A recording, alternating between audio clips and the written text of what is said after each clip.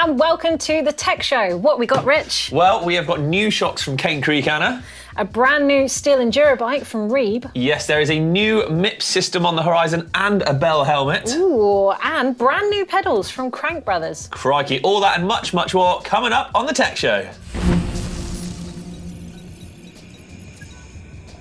So YT have always lived by the mantra of uncaged, and they've brought that to their YT Mob race team, where they're uncaging their riders from sponsors, aren't they? They are. Essentially, the riders, apart from having to use the frame that they choose to use from the lineup, can use any parts that they want, like literally anything.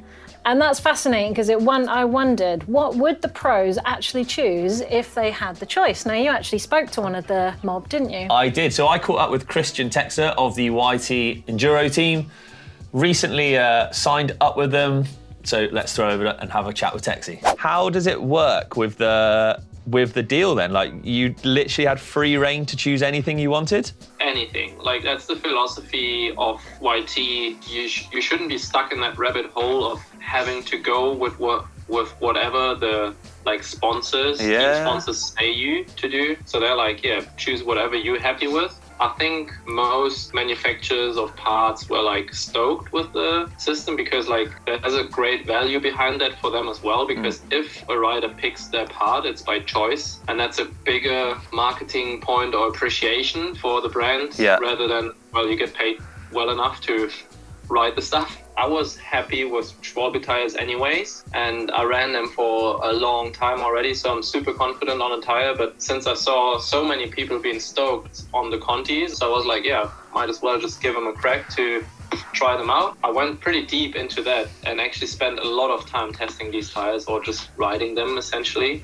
And then I went back on the Schwalbe tire, and that convinced me because straight away I felt like, well, that's the tire that suits my riding the best. I tried something which was great, went back to something which was familiar and convinced me, so I could stick with that. It wasn't like, oh no, Texie, you said you want to run Conti. Yeah, so you've got to run them, that's it now, you've committed. Yeah. We bought them. And you can just choose what you want. Sometimes you would have a part which keeps breaking or whatever, you would crack a rim every race. Elsewhere, you would have to keep running those rims because it's your sponsor. Where now I could say okay, I can improve on that part and get something stronger, better, whatever. Dude, it's amazing how all three bikes are a YT Capra, but all three bikes are totally different bikes. So this isn't a new thing. Yeah. Teams in the past have been doing something similar to this for a very long time. Back in the day, people like Muddy Fox, Harrow were using essentially unbranded, intense M1 downhill bikes. Yeah. Just with their own stickers on. And the same when you got muddy wet races, a lot of teams were using Maxxis wet screens or even shorties and blacking out the logos. Yeah. Just YT are finding a way more legitimate way of doing it. Or just being open about it. Yeah. That's great. Yeah, I think so. I mean, what do you think the sort of disadvantage, the pros and cons of this sort of thing, if all teams were uncaged, if you will? Wow. Do you think there's any pros? Is there any cons at all? I think Should we just let all the racers choose whatever they want? It would be chaos out there. I mean, from all the races I know, if they all got free reign of whatever they could run, it would be chaos. Because you got to think of it from we'll call it a mechanics and a logistics point of view for a start. Yeah.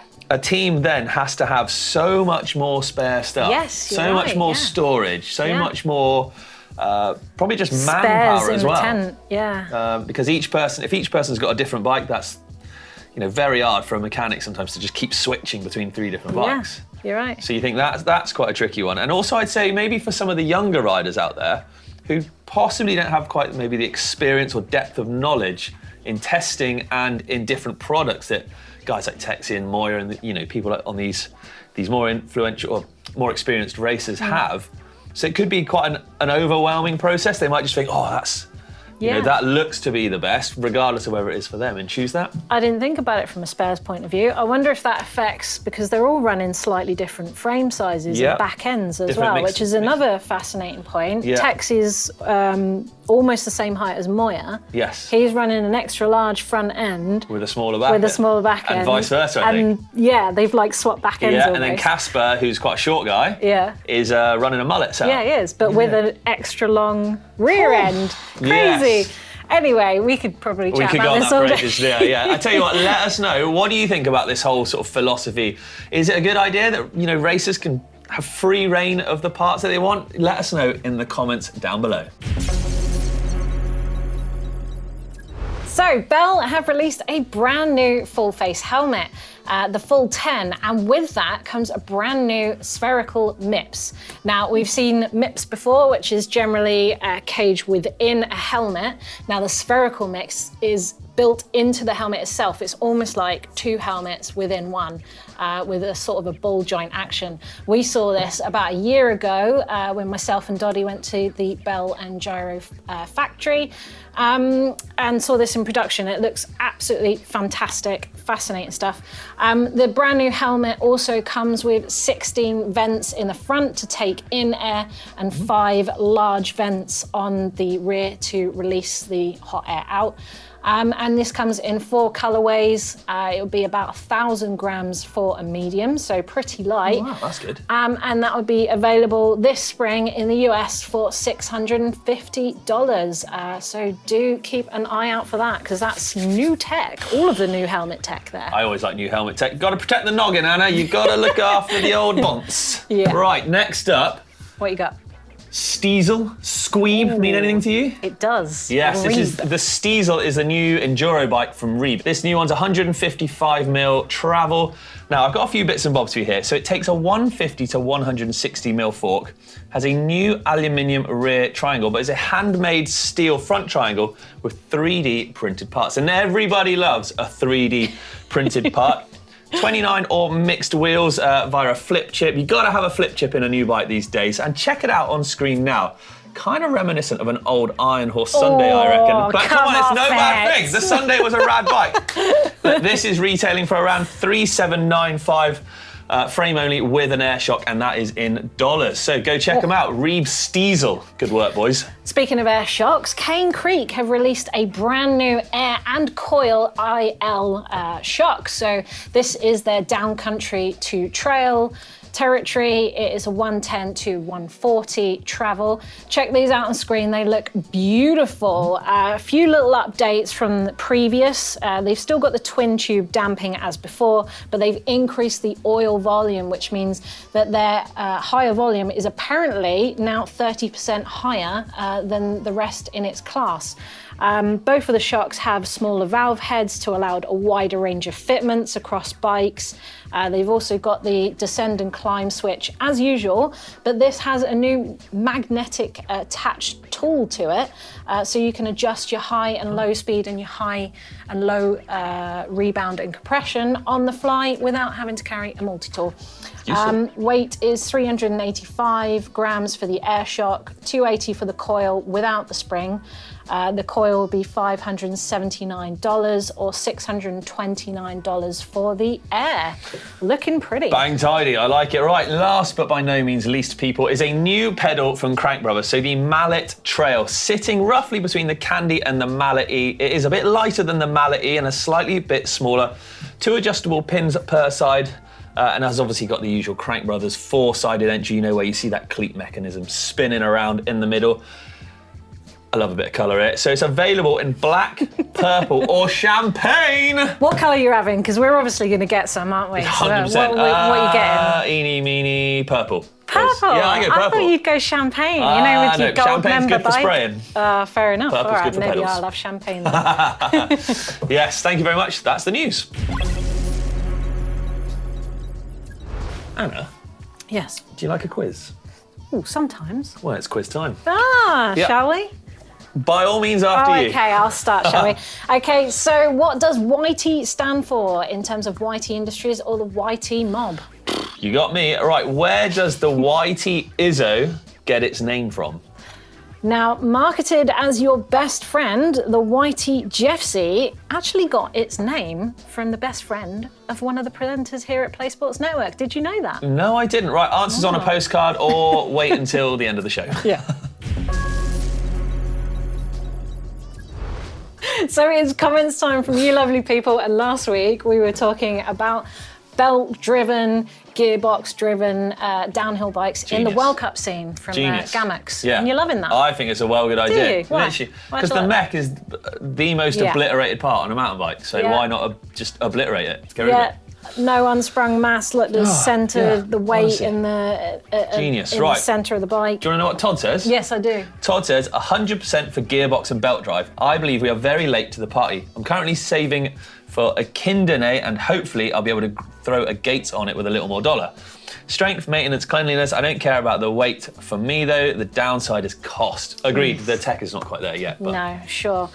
Thunderstruck MTB says, offer me a belt-driven gearbox that I can shift under power and is electronically controlled like Axis, and I'll give you my daughter's inheritance. Yeah, too right. Right, watch this. Right, Kottel Schweiss. Apologies if I butchered your names. I think they are the solution, however, they don't make sense in a race scenario. The added friction doesn't make it a great option. It's the best tool for general market, though. I'm not sure I agree with that one. Debatable. Yeah, I'm not sure I agree with that one, but... The friction's not terrible, but maybe the lag, who knows. Yeah. So Richard Bones says, I'm certainly not a downhill racer, more an old man who rides like an old man.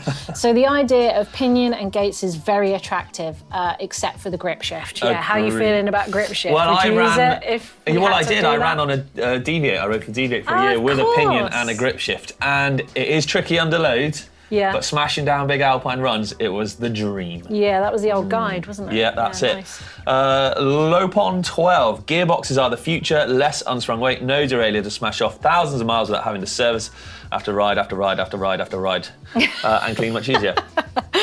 Jimmy 8X says 100% should be allowed. Racing tech always pushes the way forward. Yeah, good point. Maybe this will be the chance to bring gearbox tech on. Alan Blur, good to see gearboxes at World Cups, but the riders will be hoping for rain as there is more of an advantage in poor riding conditions for the bike. It certainly is one of the advantages, that's for sure. Possibly. And last week I had Martin as my co-presenter. You know, that guy who sort of turns up once a week and does the Dirt Shed show. Well, he was here as my co-presenter and he was shocked that Blake got 16 likes about the fact that he was my co-presenter the week before. So 16? The Shape has said, love seeing Martin on GMBN Tech Show, need more of him, and he got 51 likes. Oh, come on, we can beat that, surely. Let's get 52. Please, people, give it a like. Can we like Rich more? Yes, come on, 52 likes, it must be doable. Let's go, comments below, thanks. Right, you said you wanted Bike Cave inspiration, or should we call it Pain Cave? It is going to be a pain. Yeah, I need some inspiration because I've got a new house on the way and a new double garage to fit out. So, well, I've got a couple for you. This first one is from Sven in Munzbruck, probably pronounced that wrong, in Luxembourg. And he said he works for an airline as a mechanic, and this looks like a mechanic come veterinary surgeon's Bike Cave, does it down not? After, crikey. What are you getting up to in there? Yeah. That's a pretty cool setup though, I like that. I like a tiled floor, because it means like... Yes. He's almost got it set up so you can just wash down everything and then get it into the... Yeah, that's brilliant. Wheelie chest, loving that. These big old, basically motorbike work stands, I'm actually loving that as well because it means I can put my motorbike on it and work on that as well. And then my second one, which is sort of more of a visual delight, I think. That is an assault on the senses, isn't it? It is. You've got to like lights. Yeah. So Mark here has in North Wales has built this in lockdown to store all his bikes, and Mark, I'm loving it as well. I've got sort of VW Transporter rear garage vibes going on here. It's cool though. I like it. Yeah, I love it. And he's got some. He's got a hoverboard in the background there. He's got some Back to the Future memorabilia. Oh, yeah. Check that out. That is cool. All right. Yeah, I'm liking the colour. I'm liking the wood, and it is very organised. So that is nice. That is tip top. So, yeah, very nice, Mark. Well done, buddy. Some good inspiration there too. Thanks for your bike caves. If you want to inspire Rich with your bike caves, then don't forget to upload down in the link below to our uploader. Quiz answers, Rich, the moment they've all been waiting for. Yeah, so definitely. What does YT stand for in YT Industries? Did you know this? This is young talent. It was their original mantra, was to develop young talent. Success, I would say that. Yeah, fair play. Well done if you got that one correct, people. Yeah, where does the YT Izzo get its name from? Izzo derives from the German pronunciation of is so. Yeah, it is so. It is what it is. Yeah. That is what it is. That's the way it is. So, marketed as your best friend, the Whitey Jeffsy actually got its name from our very own Steve Jones's best mate. Did you know that? I did not. Jones. They were down in a pub in the Forest of Dean with Jonesy, and they wanted a best friend name, and they were like, they met Jeffsy, his mate. Of course and they so did. It became the Whitey Jeffsy, unofficially, but that is, we all know. Wow, look, well done if you got 3 out of 3, everybody. Top work. As always, thank you for joining us here on The Tech Show. Don't forget, hit those likes, because we need to get 52, at least, don't we? Yeah, you need to beat Martin on 51 thrash likes. Martin. Yeah, let us know down in the comments below what you think about uncaged racing, and, well, like this guy as well. Thanks. See ya.